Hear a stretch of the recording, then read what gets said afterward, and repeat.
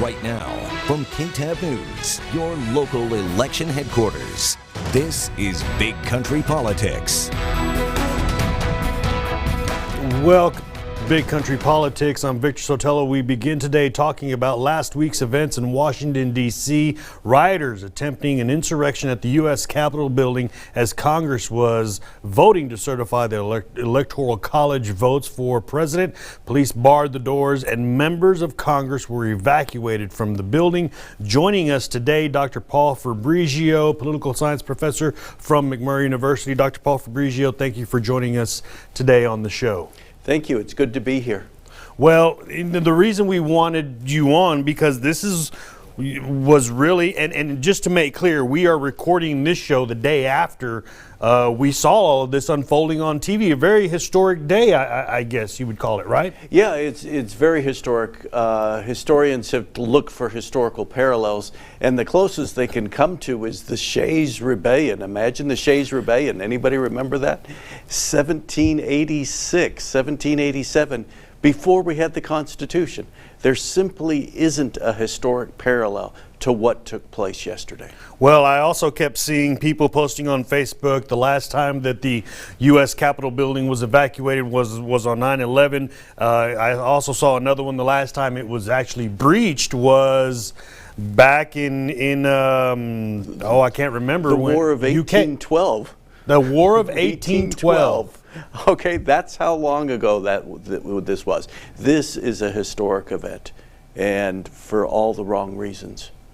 Well, let's talk about, first of all, the timeline of the events. It started with a speech given by President Trump in Washington, D.C., where some are interpreting that speech saying that he asked his followers to march over to the Capitol building while being angry, and a lot of lawmakers, a lot of onlookers are saying that's what may have caused this whole thing. Yeah, we have to look at this over the course of 2 months. The president actually, for a long time, has been building up questions about the legitimacy of the election, and then once the election took place and he lost that election, well, he has refused to accept the results. So he has continued to build up support for his narrative, his false narrative about the election results. And so yesterday was meant to be a day, the final day, where people could actually challenge the election. And so things got out of hand. I mean, it was a disorganized riot that took place. Well, and it was I guess when the vice president didn't go along with President Trump's plan, and Mitch McConnell also kind of stepped away from supporting the president for the first time yesterday. Yeah, it was a real break. Probably the most important was the vice president not going along with it. The president said the vice president had powers. The vice president, after studying the Constitution, studying the laws, realized he didn't have the powers to overturn the election and decided he shouldn't overturn the election. So therefore, that really led to the break. There was just this fever pitch with the crowd. The president got everybody riled up, and then they marched to the Capitol building and chaos ensued. It was an insurrection. It was an attempt to thwart a necessary step in the peaceful transfer of power. It was surreal to see people climbing the walls of the Capitol building. They actually took some of the barriers and turned them over like ladders, and that's how they got boosted up onto the walls, and we saw individuals climbing up. It was something to see, right? It was something horrifying to see. Some of the images that I remember most are the people who tore down the American flag to put up a Trump flag. And also in the House building where they shoved furniture against the door, and there were Capitol Police with guns aimed at the protesters on the outside. And I mean, who would have thought that something like this would take place? It was just amazing. I don't want to call it a bright side. But what this has done really, and we talked about this a little bit before the show, was nobody really pays attention to the process that went on that day, certifying the votes from the Electoral College. I mean, these things just kind of happen after an election. They don't get much attention, but yesterday or Wednesday when this happened, from the start, I mean, people were watching. Networks broke in. Yeah, well, what we're trying to do with all these steps is we're trying to make sure that the election is fair. And so what you do is you put a bureaucratic spin on things. You have necessary quiet steps that go along. So you certify the election at the state level, then the electors meet in the Electoral College, then the votes are sent by the U.S. mail to the Capitol building, and the vice president goes through the process of reading the vote totals. You know, these are not dramatic things, but this is how our country has developed, trying to establish steps to make sure that the election is fair. There's all these checks and balances along the way. And yesterday was the last step, the last check. And it was during that process that Congressman Arrington and Cruz said that they were going to object during that process. Senator John Cornyn said he would not get in the way of that process. So we had there was a little division here amongst our local leaders. Right, and the moves that were taking place by Congressman Arrington, Senator Ted Cruz, I would argue are really, really controversial. They certainly have the right under the rules to do what they did. The question is, was it the right thing to do? Especially in light of the fact that more than 60 courts around this country have certified that this election was fair. In light of the fact that there was no alternative slates of electors offered by any state. So saying that you're objecting to the election at the very last step of the process raises real questions. And to me, one of the questions is a basic question of federalism, which is a foundation of the United States Constitution. States decide their own election rules. To have Congress step in and try to change those rules, to try to overturn those results, to me is a violation of federalism. And so I think that's a question that Congressman Arrington, Senator Cruz really have to answer, because they have been proponents of state rights, but when it comes to an election, no, they're in favor of the federal government taking over. And that's a really troubling thing. And the local chapters of the Republican and Democratic Party also releasing statements, both saying that peaceful protests were not the problem. It was everything else that went on. And actually the local Democratic Party blamed Trump for inciting that. And the Republican Party here in Abilene just kind of supported not the violence, but the protests. Right. I mean, under the First Amendment to the Constitution, we have the right to protest. There's no doubt about that. But a line has to be drawn, and that line clearly stops before you get to violent protests. And I think both local party officials have said, you know, the violent protests are wrong. But the question is, when is the right time to stop? And how do you make sure you don't get into violent activities? That's right. And at the end of the night, they did end up certifying all the votes. They did go through the process, and it got done. And finally, Trump said the next day that there would be a peaceful transition of power. That's correct. So finally, the election was November 3rd.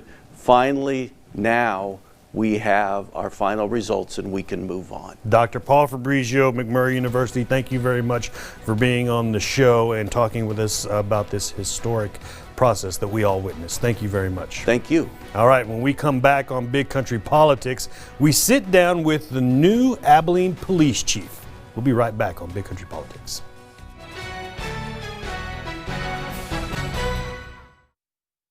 Big Country Politics on KTAB continues.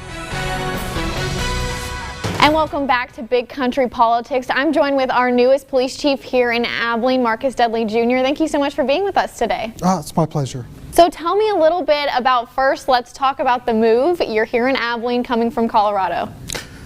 Yes, you know, everything seems to be working out in accordance with God's plan, because I'll tell you, I prayed on it, and the decision to leave a place where I had lived for 28 years, worked for 24 years for the same police department, to make that decision was really, really difficult. But the folks in the community have been so welcoming. The members of the department have been very excited for me to be here, and it's made that transition rather smooth for me.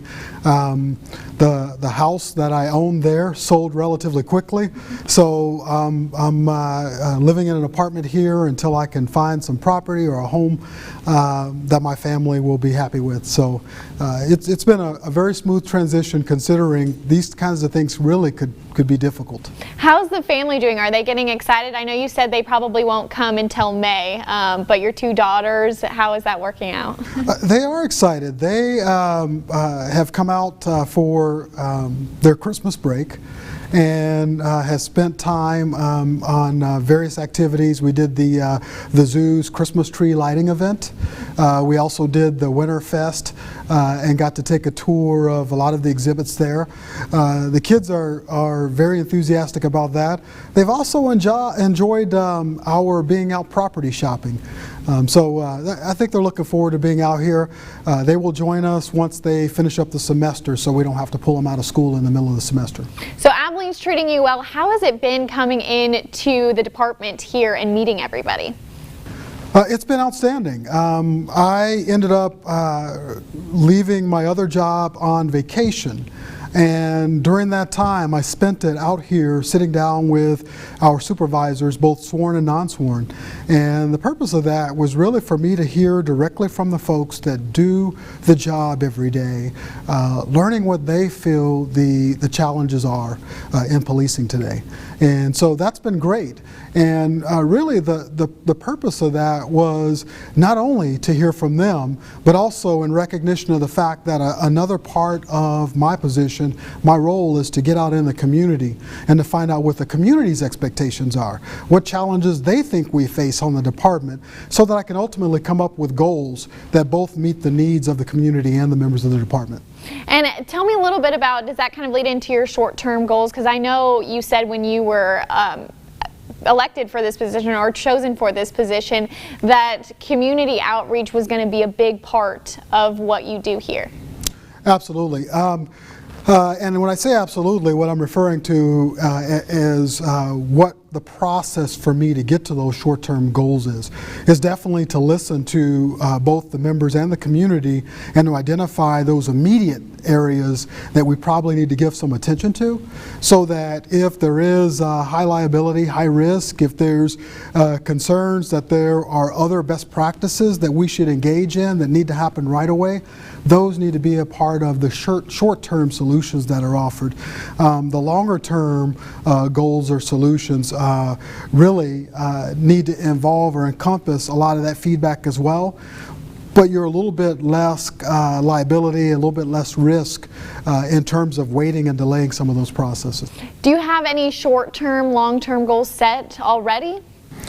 You know, there's a lot of things that are being considered, and I'd like to speak with both our elected officials and with my boss, the city manager, to make sure that any of those goals that we want to achieve can be supported with the right amount of resources, and also that there's the appropriate level of buy-in.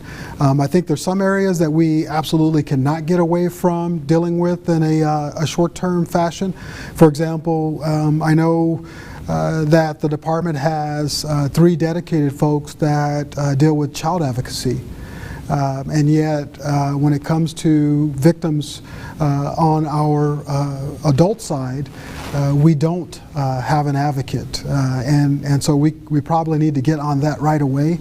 So that needs to be more of a short-term goal. Some of the longer-term things that we need to address is training. Longer-term goal is re-examining some of our processes to ensure that those meet some of the challenges that we face in our community today. Do you know a little bit about how possibly training might be a little different due to the certain circumstances that we've faced back in 2020 with George Floyd and police and community relationship? I have thoughts on that, and I guess to try to be as succinct as possible in my response, one of the things that used to occur when I first came on the department, and when I'm talking department, I'm really talking in law enforcement. So when I joined law enforcement about 20 years ago, we were very much being taught about officer safety concerns, and very much being taught how to stop the threat. And then somewhere in there, you cut off the training and you immediately go into a debrief about what you could have done better. We never took it that next level to ensure that the person who engaged in that level of intensity in terms of stopping the threat understands that they still have a responsibility to render aid, that they still have a responsibility to show compassion for the person that they may have had to use force against. And so that's that next level of training that we've got to get to ensure that we're not in leadership positions not supplying what an officer may need in terms of their empathetic growth. And that's some of the changes, the variances in training that we need to expound on. Well, thank you so much. We'll get more into, the future of you here at Abilene Police Department, but we're going to take a quick break and we'll be right back with Big Country Politics.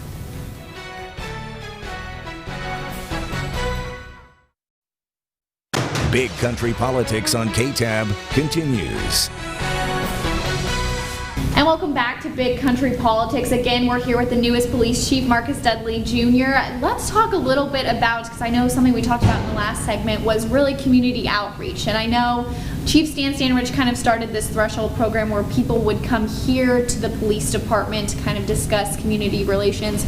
But you have kind of something a little bit different planned. Right, and to be fair, in terms of the program that was started with Threshold, it will be my intent to meet with the folks that currently engage in the Threshold program and to see, the long-term viability of it. Can we sustain? But ultimately, my belief is that a lot of times when you start a program and it's initiated by the police department, folks in the community who show up are folks who would typically show up at other functions or things that we do within the community. The folks that I would like to also begin engaging with are those folks who may feel put off by having to come to the police station to participate in one of my programs. So I'm willing to meet people where they are. I want to go to where they meet. And I know that's going to be difficult. There's some challenges with the COVID pandemic. And so some of these meetings might have to take place virtually. It might have to be more in one-on-one settings for coffee or lunch. But I think it's important for us to get to know each other and try to figure out ways that we can start to communicate better and identify what their expectations are. And you talked about it a little bit with me earlier, but have you started kind of reaching out to those specific groups, and if so, who are they? I have. I've already met with a pastor, Pastor Rich Brown, who I hope he is not concerned with me mentioning his name. But he and I met for coffee, and we look forward to building a long-term relationship. I look forward to visiting his church and his congregation.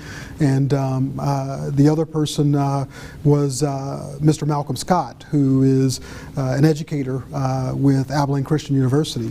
And my understanding is he just took over as the president of the NAACP local chapter here in Abilene. And we actually had a meeting scheduled for this morning, but unfortunately he and his wife took ill. And so once they're cleared, then he and I will definitely reschedule. And how important is it, or why is it important to you to be able to connect with those certain members of the community as you kind of head into this new position? The reason why is because oftentimes people who have concern about how we are doing policing today, those folks don't always feel comfortable coming to the police department and participating in a police program.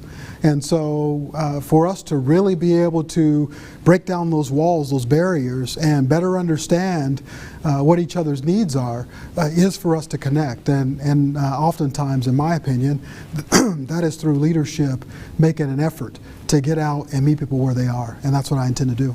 And it's not just the community too. I mean, we can say being a police officer right now is not the easiest job. How are you planning to boost morale among your officers here? one of the things that I tell the officers is that folks in the community desire to be heard, and they want to understand our processes, how we make decisions, and they want to understand that we in law enforcement care, and that even if we disagree on what the ultimate outcome is, as long as they've had that due process, which we call procedural justice, they are happy. Well, our officers have that same desire, that same concern. They want to make sure that their leadership, their head of agency, wants to hear what they have to say, and actually will take the time to explain how a decision is made, and will actually take the time to show some compassion and that we actually care about what members have said. And so we're all looking for that same thing, and I think that's an invaluable thing to understand in leadership, but not just understand it, but to act on it and be deliberate about making sure that we engage each other in a way that shows that that we actually care. And keeping officers here, but also recruiting new officers, are you planning on kind of keeping the same strategies as far as that goes, or? Well, I don't, I guess one of the things that I'm concerned with right away is that the department doesn't really have dedicated staff or a dedicated person to do recruiting. So if that's the strategy, it's not a strategy that will work for me. I think we have to be much more intentional in seeking out folks. And when I say that, I'm not looking to change the caliber of person that comes to the Abilene Police Department in terms of someone who understands the community and who wants to be here long term. I still want those same ingredients, but what I'm saying is we're missing some opportunity. We have 3 colleges here that we should be actively recruiting from. We have a military base that's here that we should be actively recruiting from.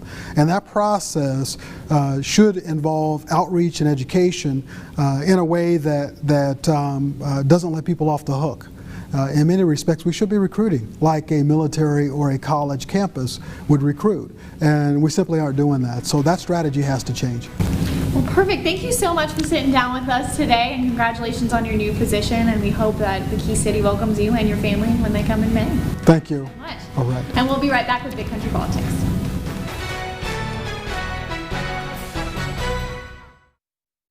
Big Country Politics on KTAB continues. And that does it for this week's edition of Big Country Politics. For the latest political headlines, always go to bigcountryhomepage.com, and we'll see you next week, same time, same place. Thanks for watching.